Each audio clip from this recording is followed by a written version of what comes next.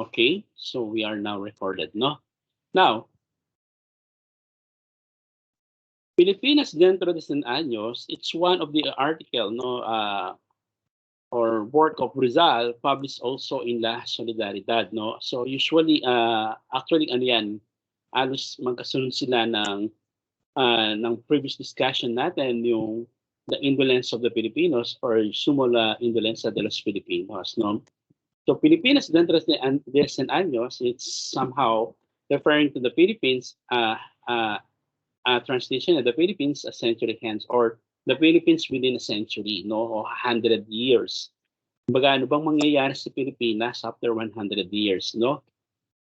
So, it was originally written in Spanish, and the title is Filipinas dentro de 100 años, and it was translated in English by Charles E. Derbyshire, no? Yan, no? Filipinas dentro de 100 años, and of course, it is considered as one of the most important political work of Rizal published in La Solidaridad. No? Magkasunod yan, no? Yung what we call yung kanyang isang article na yung about the indolence of the Filipinos. No? So it was published in Madrid, no, nung na-issue siya between September 30, 1899 and January 31, 1890. So doon siya in-issue, no, or maraming pinalabas, no, sa article na La Solidaridad, and it was written in 4 parts, no, kaya kumbaga hindi siya sabay-sabay na pinalo, no. And yung pinaka-concern ng the Philippine century, somehow it foretells the future of the country kung anong mangyayari after 100 years, no, or within 100 years, no. And these are the four emphases of the article of Rizal, no. It's something to do with foreshadowing the future events, ano bang mangyayari, no, sa hinaharap. And then it also discussed the development of the colony under the Spain and the form of peaceful evolution during that time, no. And of course, what will be the destiny of the Filipinos, no? And similarly, in Filipinas dentro de 100 años, Rizal also emphasized the Spanish colonization in the Philippines, the tragic end of Spain's sovereignty in Asia. This one is an assumption, no? And of course, he also claimed the glorious past of the Filipino people and the economic stagnation and the unhappiness under the harsh, no, battling Spanish rule. Continue. So, do you know that probably you are aware that this is manghuhula, no? Do you know that sometimes or some, no, some believe Rizal that he can foresee, no, the future. May mga nagsasabi na nakikita niya yung mga ang hinaharap, no?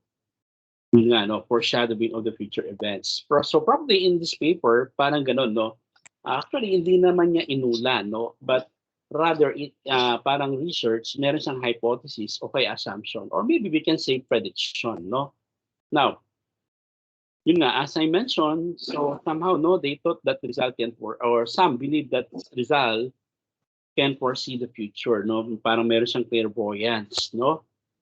Maybe we can it depend kung how we will interpret that, no. One incident nung bata siya, no, I will tell the story, no. Nung bata si Rizal, around 5 years old siya, mahilig siya maglaro sa bahay kubo nila. They have their nipa house, no. And then sa bahay kubo nandun lahat yung mga laruan niya, no, yung clay and other things, no. So naglalaro siya ng clay molding, no. So nagmo-mold siya ng mga figurine, no. And since bata pa siya, his elder sister, so probably tuwang-tuwa sa kanya, no? So, pinapanood siya, inaabangan siya, no, kung anong ginagawa niya doon. And then, yun nga, no, and siguro medyo that time, no, yung pambubuli, it's ano na, no, may uso na. Pero hindi yung binubuli ka talaga na ano, parang yung mga kapatid niya, nung nakikita nila si Rizal na nagmo-mold at pangit yung magawa niya, tumatawa sila, napakalakas, parang yan. Tumatawa sila ng mga. Eh, si Rizal napikon, no? Siyempre, bata pa siya, parang gano'n. And then, i-remark, no? Or parang sinabi niya sa mga kapatid niyang babae na matanda sa kanya, like sa Tornina, Olympia, Narcisa, I think, and Maria, no? Sabi niya, sige, pagtawanan niyo ko, balang araw, gagawan ako ng rebulto, parang gano'n. Or yung what we call sculpture, no? Now, yun ang first, na sinasabing parang nakikita ni Rizal yung kanyang future, no? Or what will happen to him, no? But probably, any child can say that, no? Pwede naman, no? Halimbawa, kung any child probably pwedeng magsalita ng gano'n. Siguro in the case of Rizal, parang nagkataon lang, no? At yung sinabi nga niyang na gagawan siya ng rebulto ng mga tao, hindi lang sa Pilipinas, kundi sa ibang mundo. So naging totoo, no? Maybe it's coincide lang 'yon, no? Okay, now, then also when he was no, about turning 31 years old, no, nung nasa ano siya, when he was in Madrid, na naginip siya, no? He has a dream, and then in its dream nakita niya namatay siya, no? And then nagtataka siya bakit namatay siya, no? And then napakita niya sa panaginip niya na namatay siya, and then tinanong niya sa sarili niya, bakit ko napapanaginipan ito? Eh wala naman ako sakit, sabi niya, no? And then he wrote a letter kay Marcelo H. del Pilar about its pre-sentiment about death, no? Sabi niya, in his letter that he will die at age of 31, no? But of course, hindi naman siya namatay ng edad na 31, no? He died at age of 35. Kaya nung namatay siya, tuwang-tuwa siya, no? Kasi yung sigurong, ano lang to, opinion ko lang, no? Kasi parang, hindi siya namatay ng 31 years old. Pero malapit pa rin, no? Okay, now, foreshadowing of the future events, no? Ano ba yung parang hinula ni Rizal na mangyayari sa Pilipinas, no? Okay? So, some says that, sabi nga, no, a nation history is a step in knowing why certain phenomenon happens in the present, no? And it's pretty much helpful in determining what the nation could be of in the future. Okay, para ano sinasabi nito, no? Although this is anonymous, no? Yun nga, no? So, our history, somehow, it's a way, no? Or a step in understanding or knowing a certain phenomena that is happening in the present, no? And of course, knowing your history is also helpful in determining what a nation could be in the future, no? So, kumbaga, if we will analyze this one, the past may probably define the present,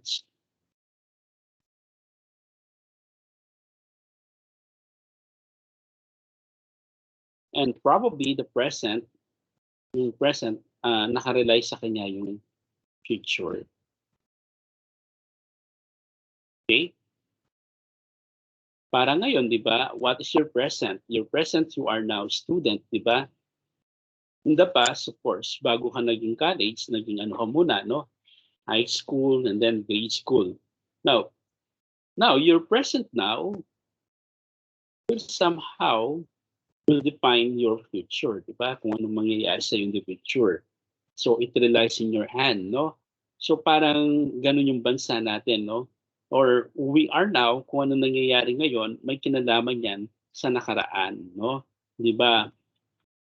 In our discussion before, kaya siguro hanggang ngayon may corruption, may ganito, because during the Spanish time, yun na yung nangyayari. Okay? So, kaya magandang pag-aralan kung ano muna yung nakaraan, no? Kung anong nangyari in the past. So, because it is in the past where we can explain the future, no? Or rather, the present. Okay? To continue. Now, manghuhula nga ba si Rizal, no? So, ano ba yung methodology niya? So, probably ginamit niya yung history, no? To predict what will happen in the Philippines, no? Yun nga. So, Rizal first determine the events in the past, and from this past, tinignan niya yung kanyang kasalukuyan, no? And from its present, that was the time na dinefine niya kung anong mangyayari or pinredict niya on what will happen in the future. Okay? So, in the article of Rizal, it came up also with a brief summary of the Philippine history, no?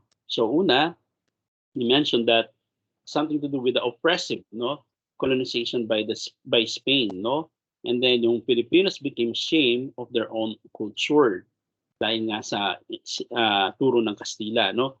And then, of course, the Filipino, they developed their colonial mentality and somehow they experienced what we call yung racial discrimination, no? Now, in the article of Rizal, he also exposed several issues, no, that concern the country that time, no? And among the issues that he raised, no, yung in-emphasize niya, there is lack of freedom, and then there are abuse of human rights, and then and there is a depressing retrogressions, and of course yung racial discrimination. And ito yung parang ano niya, no, parang nakita niya no, what will happen no sa Pilipinas. Una, it is the questions na will the Philippines remain a colony of Spain, no? Kung baga, hindi naman hulayan, no? Kung titignan natin, this is a probability, no? Oo, pwedeng mag-remain siya as colony of Spain or pwede rin hindi, no? And then, will it become independent nation? Of course, that is also another probability, no? And will it be a colony of another nation? So these three, no, are a certain probability that Rizal raised in its article, yung Filipinas Dentro de 100 años. After 100 years or within 100 years, ano kayang mangyayari sa Pilipinas? It will remain a colony of Spain or magiging malayang bansa siya or magiging colony siya ng ibang nasyon, no? Okay, continue. Now, as regard to the development of the colony under Spain, he raised the following, no? So, yun nga, no, sabi niya, kinote niya ito, no, the Spain, no, or what we call yung bansang Espanya, ito yung pananaw nila sa Pilipino, no, or mga tao sa Pilipinas. The people of this country had no capacity to do good, so very discriminatory, no, ang baba ng tingin nila sa atin. And to have with high moral standard, no, these eventualities, no, awaken the Filipinos to their plight, o yung kanilang pakikibaka, no. So sabi nga ni Rizal, no more confidence in the past, no, kapag daw walang kumpiyansa sa nakaraan, still without faith in the present, no, in her presence, or walang paniniwala sa kasalukuyan, and probably will result no in the and without any flattering hope in the future. So probably this will will result into no hope in the future. So here he also raised that the insult were tolerated in silence, no, yung ginagawa ng mga Kastila. There was an increase in taxes and yet no sign, no. This is signed, no. Hindi pa na-ed hanggang ngayon, no. The signs of increase in rights and liberties. So the country is experiencing great financial crisis, yet no one dares to lay their hands on the people responsible, no. Parang ito yung parang sinasabi niya na ito na nag-decline yung economy. Di ba, in our previous discussion in the indolence of the Filipino, Rizal named the Spaniard why the economy in the Philippines declined, no? Okay. Similar here, no? Ganun din yung sinasabi niya. So sabi niya, according to Rizal, enlightenment is spreading among the Filipinos.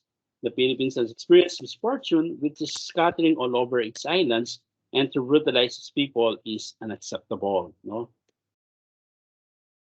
Sabi nga, change cannot be prevented, no? So people are thirsting for reformation, no? The current colonial policies need to adjust with the people's growing need. If not, people would seek civil liberties and national identity different from Spain. Parang pinapahiwatig niya dito, no? Yun nga, yung mag-aakla sila or intitiwalag na sila sa Espanya, no? Okay? So yun nga, no? Rizal ended his essay with the prediction that Spain will soon be overpowered by the American Republic. Ito nagkatotoo to, no? Of course, Rizal did not witness, namatay siya noong 1896. And then after 1896, that is what we call the revolution, no? By the Katipuneros. And then before the end of 1800s, no?